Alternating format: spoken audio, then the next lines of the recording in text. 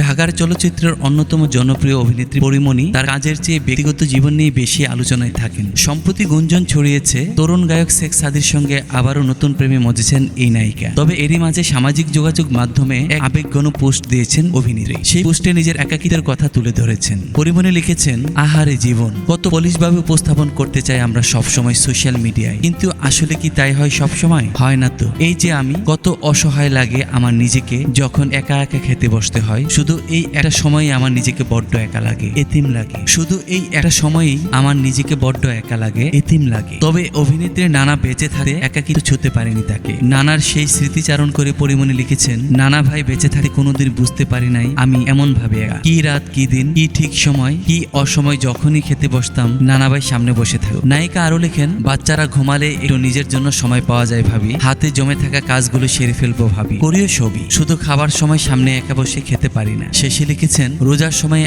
আজ আর সেহরি বা ইফতারের কোনো আয়োজন থাকে না আমার। আমি সব সয়ে নতুন করে বাঁচার মানুষ বরাবরই। আমার বাচ্চারা বড় হয়ে গেলে আবার নতুন করে সুখী মানুষ হয়ে যাব আমি। সময় বা অসময় তখন একা বসে খেতে তো হবে না। এদিকে পরীমণির এমন পোস্ট তা কেটেছে তার ভক্তদেরও। অনেকে অনেকভাবে তাকে কমেন্টে সান্ত্বনা দেওয়ার চেষ্টা করেছেন। একজন লিখেছেন, ছায়াকে সঙ্গী করে নিন, ভালোবাসার মানুষের অনুভূতি উপলব্ধি করুন, এই পৃথিবীতে সবাই একা। আরেকজন লিখেছেন, আপু তুমি আমার খুব পছন্দের একজন, তুমি কখনোই একা না, আমরা তোমার পাশে আছি।